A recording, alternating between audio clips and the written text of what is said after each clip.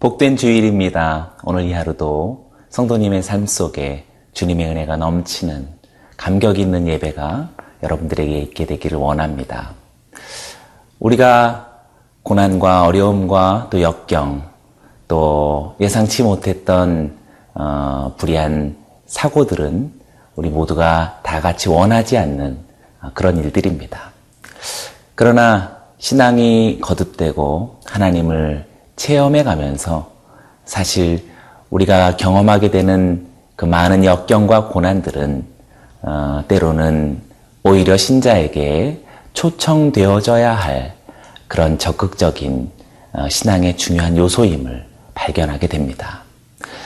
저는 여러분들의 삶 속에 나타나는 모든 고난을 이기고 승리하는 삶이 있기를 원하지만, 그러나 오늘 말씀을 통하여서 차라리 고난을 자처하고 역경을 기뻐하며 어려움들을 환호할 수 있는 신앙에 이르기까지 우리가 잘하는 오늘 우리가 되기를 주의 이름으로 축복합니다.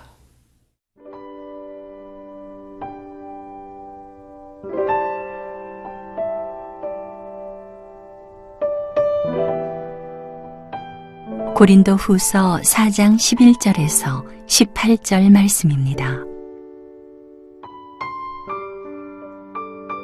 우리 살아있는 자가 항상 예수를 위하여 죽음에 넘겨짐은 예수의 생명이 또한 우리 죽을 육체에 나타나게 하려 함이라.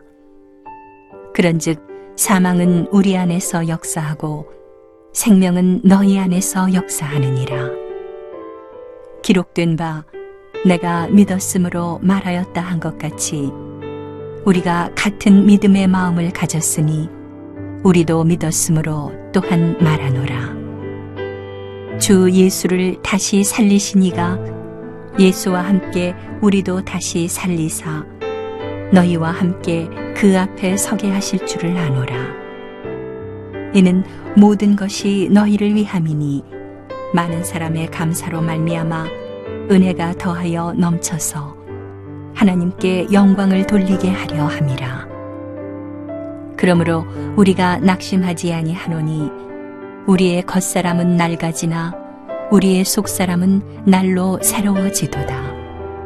우리가 잠시 받는 환난에 경한 것이 지극히 크고 영원한 영광에 중한 것을 우리에게 이루게 함이니 우리가 주목하는 것은 보이는 것이 아니요 보이지 않는 것이니 보이는 것은 잠깐이요 보이지 않는 것은 영원함이라.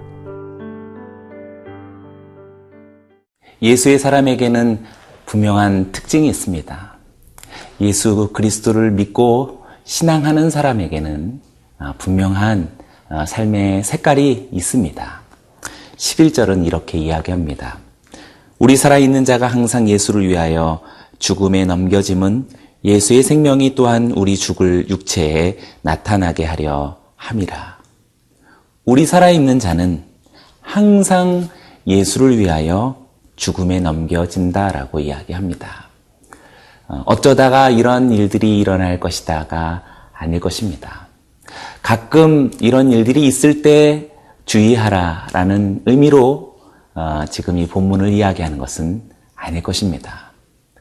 우리 살아있는 자, 곧 그리스도 예수를 믿고 예수 그리스도를 위하여 살아가는 사람에게는 항상 죽음에 넘겨져야 한다라는 사실을 우리들에게 전해주고 있습니다. 여기서 말하는 죽음에 넘겨진다라는 사실은 물리적이고 또 생물학적인 죽음만을 이야기하지 않을 것입니다. 이것은 아주 총체적이고 전인적인 죽음을 의미하겠지요. 좀 쉽게 말하자면 끊임없이 자기를 부인하는 그러한 삶이 아닌가 생각해 봅니다.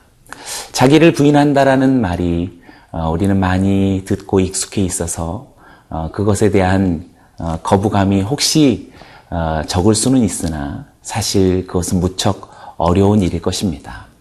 자신의 존재가 잊혀져 간다라는 것, 그리고 자신의 존엄성마저 잊혀져 간다라는 사실에 우리가 요동하지 않고 두려워하지 않을 사람은 사실 많지 않을 것입니다. 그것은 무척 어려운 일입니다. 그러나 우리 살아있는 자, 그리스도 예수를 위하여서 살아가는 사람, 진정한 신앙의 사람은 항상 그렇게 예수를 위해 죽음에 넘겨져야 한다라고 이야기하고 있습니다. 그 이유는 예수의 생명이 우리 죽을 육체에 나타나게 하기 위함이다라고 이야기하고 있는 것이지요. 그래서 오늘 말씀을 통하여서 다시 한번 신앙의 사람들에게 고난과 역경과 또 어려운 일들과 사건들, 이 모든 일들을 피해갈 수만 있다면 감사하고 또 그것을 극복하여 승리할 수 있는 것이라면 위대한 일일 수 있지만, 그러나 진정한 신자의 모습은 오히려 그러한 요소들을 초청하고 있다라고 말할 수 있겠습니다. 보십시오. 12절의 말씀은 그런즉 사망은 우리 안에서 역사하고 생명은 너희 안에서 역사하느니라 라고, 사망이 우리 안에서 역사하고 있다라고 이야기합니다. 끊임없는 자기를 부인하는, 자기를 잊어가는, 자신의 유익을 구하는 삶에 대해서 끝까지 거부하는, 자기 자신이 드러나고 나타나고 인정되어지는 그 순간마다 자기 스스로를 저버릴 수 있는 굳건한 결심들이 그의 삶 속에서 역사하고 있다라고 이야기합니다. 사랑하는 성도 여러분, 여러분의 삶 속에서 고난을 피해갈 수 있다면 기쁜 일이요. 또 여러 가지 사고와 또 어려운 일들과 인정받아야 할 때 혹시 인정되어지지 못하는 우울하고 고독한 또 외로운 순간들을 만날 때 우리는 많이 낙심하고 삶의 의미조차 잃어버릴 때가 많이 있을지 모르겠습니다. 그러나 성도 여러분, 저는 여러분들 안에 오늘 바울 사도와 같이 우리 안에 사망이 역사하느니라, 그러함으로 인하여서 생명은 너희 안에 역사한다라고 말할 수 있는 귀한 믿음이 우리에게 있기를 원합니다. 13절이 이렇게 이야기합니다. 기록된 바 내가 믿었으므로 말하였다 한 것 같이 우리가 같은 믿음의 마음을 가졌으니 우리도 믿었으므로 또한 말하노라. 우리가 이렇게 말할 수 있는 것은 믿음 때문이라고 이야기합니다. 시편 116편의 말씀을 사도 바울이 인용하고 있습니다. 구약의 시인이 믿음으로 말하였던 것처럼 바울도 믿음으로 그렇게 말하고 있습니다. 저도 믿음으로 그렇게 이야기하고 싶습니다. 오늘 시청하고 있는 여러 성도님들의 삶 속에도 우리가 말하고 행하고 출입하고 오늘을 살아가는 이 모든 순간은 믿음으로 살아가기에 우리는 믿음으로 고난과 어려운 사건들과 그리고 난감한 일들마저도 차라리 환영할 수 있고 그것이 내 안에서 역사한다라는 사실을 우리는 기뻐할 수 있을 것입니다. 왜냐하면 14절의 말씀과 같이 주 예수를 다시 살리신 이가 예수와 함께 우리도 다시 살리사 너희와 함께 그 앞에 서게 하실 줄을 아노라. 이 분명한 부활의 신앙은 고난마저 그것을 어둡게 할 수 없었고 고난과 시련마저 부활의 신앙을 가로막을 수 없었기 때문입니다. 진실로 여기는 저와 여러분 우리 시청자 모두가 믿음으로 살아가기 원하고 이 믿음이 진정한 부활의 신앙을 증거하게 되기를 주의 이름으로 축복합니다.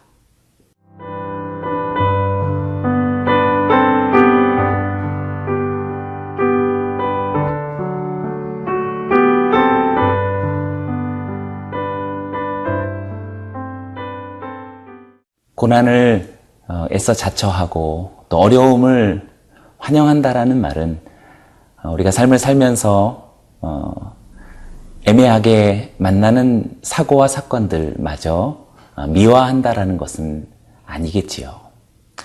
그것은 일상을 살면서 예상치 못하게 당하는 여러 가지 사건과 사고에 대한 굳건한 해석을 의미하는 것이기도 하지만, 그러나 우리가 여러 가지 자기 일들을 해나가는 과정 속에서 만나는 해프닝으로서의 어려움과 사고보다는 이제는 우리가 예수 그리스도를 위하는 우리의 삶의 목표와 목적이 달라졌기에, 그래서 그것으로 인하여서 필연적으로 만나게 되어지는 그러한 어려움들이라고 말할 수 있을 것입니다. 이전에는 나 자신을 위해서 살아가던, 나의 가정만을 위해서 살아가던, 나의 자식만을 위해서 그렇게 애쓰고 수고하며 살아가던 그런 사건과 어려움들이었다면, 이제는 예수 그리스도를 위한 하나님의 나라를 향한 그러한 삶의 목표가 분명히 정하여져 있게 되었기에, 그러므로 말미암아 만나게 되어지는 고난을 이야기할 것입니다. 17절의 말씀은 예수 그리스도를 믿는 신자의 삶에 선명한 삶의 목적과 목표를 발견할 수 있지 않겠습니까? 우리가 잠시 받는 환난에 경한 것이 지극히 크고 영원한 영광에 중한 것을 우리에게 이루게 함이니 라고 말하고 있습니다. 신자의 부활의 신앙과 진정한 믿음의 삶은 단지 저 너머 훗날에 만나게 되어질 그러한 이상적인 미래의 것만을 이야기하지 않을 것입니다. 그렇기 때문에 오늘 지금 신자의 눈과 마음과 가슴 속에 살아 움직이는 실제적인 의미가 있음을 이야기합니다. 잠시 받는 환난에 경한 것이 지극히 크고 영원한 영광에 중한 것을 우리에게 이루게 함이다라고 이야기합니다. 지극히 크고 영원한 영광에 중한 것이 신자의 삶의 분명한 목적과 목표가 되었음을 이야기합니다. 그러므로 인하여서 오늘 잠시 받는 환난에 경한 것을 피하지 않고 오히려 적극적으로 그것을 통해 영원한 영광에 중한 것을 이루고자 한다라고 이 부활의 신앙은 신비한 역사를 우리에게 이야기해주고 있습니다.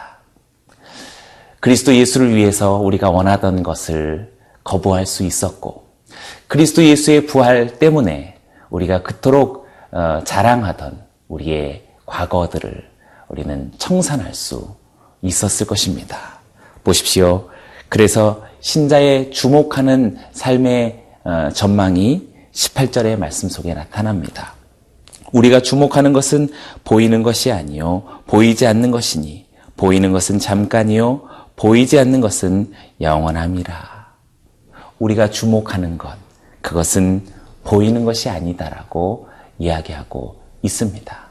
사랑하는 성도 여러분, 오늘 우리가 보아야 할 것, 우리가 집중해야 할 것, 우리가 오늘 관심해야 할 것, 우리가 오늘 사모해야 할 것은 보이는 것에 있지 않다라고 이야기하고 있습니다. 매일의 사건들의 사고를 만나고 원하지 않았던 여러 가지 문제들로 인해서 마음이 상하여질 때 그것에 붙들리고 그것으로 인하여서 몸부림할 수밖에 없다면 우리는 보이는 것에 살아가는 존재라고 밖에 말할 수 없을 것입니다. 그러나 저는 여러분이 보이지 않는 것 때문에 오늘을 살아간다라고 말할 수 있다면 우리가 만나는 수많은 어려움과 역경들까지도 능히 감당할 수 있을 뿐만 아니라 차라리 초청하고 그것을 환영하고 있는 아주 담대한 능력의 사람일 것이다라고 믿습니다. 그런데 이렇게 억울한 일을 어떻게 살아갈 수 있을까요? 이렇게 외로운 삶을, 이렇게 고독한 생애를 어떻게 살아갈 수 있을까요? 그 비결이 16절 말씀 속에 보여집니다. 그러므로 우리가 낙심하지 아니하노니 우리의 겉사람은 낡아지나 우리의 속사람은 날로 새로워지도다. 그렇습니다. 그러한 삶을 억울하다라고 말할 수 없을 것입니다. 끊임없이 자기를 부인하면서 잊혀지는 존재마저도 각오할 수 있다라는 그러한 말도 안 되는 삶을 우리는 이해할 수 있는 것은 우리의 속사람이 날로 새로워지기 때문이다라고 이야기하고 있습니다. 이미 고린도후서 3장 18절에 우리가 다 수건을 벗은 얼굴로 거울을 보는 것 같이 주의 영광을 보매 그와 같은 형상으로 변화하여 영광에서 영광에 이르니 곧 주의 영으로 말미암느니라. 그렇습니다. 우리의 속사람이 날로 새로워질 수 있는 비결은 주님의 영이 우리에게 함께하기 때문이라고 이야기하고 있습니다. 사랑하는 성도 여러분, 저는 여러분들이 주님의 영, 곧 성령의 충만함으로 여러분들의 삶과 생애 속에서 영원한 하나님의 나라 보이지 아니하는, 그러나 실제하는 그 나라를 소망하기를 원하고, 그러므로 인하여서 우리 가운데 있는 많은 어려움과 낭망, 그리고 수많은 고난들마저도 기꺼이 환영하고 늘 승리할 수 있는 저와 여러분이 되기를 주의 이름으로 축복합니다. 기도하겠습니다.